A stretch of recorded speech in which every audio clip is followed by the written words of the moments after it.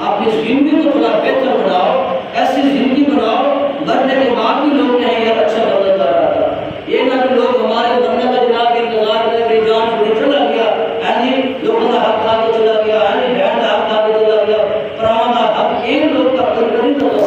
اور کم کرو جڑا کم کرنے کے بعد تو لوگ راضی ہوں، اور کم کر کے جاؤ لوگ پوچھیں بھی ہاں فلاں کو دیکھ کے کتنے ہوئے یہ کام آگے فاتحہ پڑھے، ایسے کام کرو جڑے کام اللہ کو پسند ہو اور اللہ کے رسول نے گل کرنے کا مقصد یہی ہے یا الذین آمنوا توبوا الی اللہ توبۃ نصوحا۔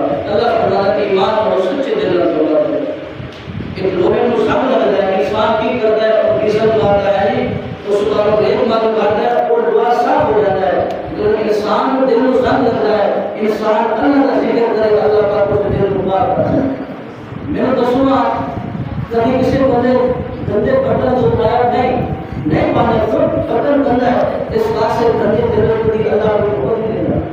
انسان کو خاطر پہلے اپنے دل کو صاف کرنا چاہیے۔ چاند دن کی زندگی ہے، اس سے وقت بھی سارے روح پر سے موت کی آس ہوتی ہے، لیکن مرنے تو پہلے انسان کو اپنے گناہوں کی معافی کرنی چاہیے۔ سب کو یہ دھوکہ عذابوں کو قبر ہے۔ انسان کو ذرا بھی قیامت اور سب قیامت کی نشان کی ہے۔ حدیث پاک میں کہا ہے کہ جڑا مر گیا وہ واسطے قیامت کیا ہے، پہلی قیامت قبر کے نا جڑا انسان مر گیا وہ واسطے کی قیامت قائم ہو چکی ہے۔ کس طرح قیامت قائم ہو چکی ہے؟ اگر انہیں دنیا میں اچھے اعمال کیے تو اللہ پاک انہیں جنت دے کر اچھا ٹھکانہ عطا فرما دے۔ اگر انہیں دنیا میں برے اعمال کیے اللہ کی قبر بند کر دیں گے، فرشتہ حکم دیں گے آگ جلا دو ایک کر دو عذاب دو، سمجھو کو دی قبر قیامت کرتی ہے۔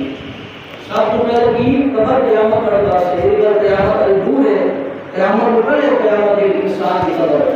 اس بات سے ہر ایک انسان کو ایک گزارش ہے کہ قرآن پاک کے احکامات عمل کرو۔ جناب رسول اللہ صلی اللہ علیہ وآلہ وسلم کی سیرت، آپ نبی پاک صلی اللہ علیہ وآلہ وسلم کی شریعت عمل کرو۔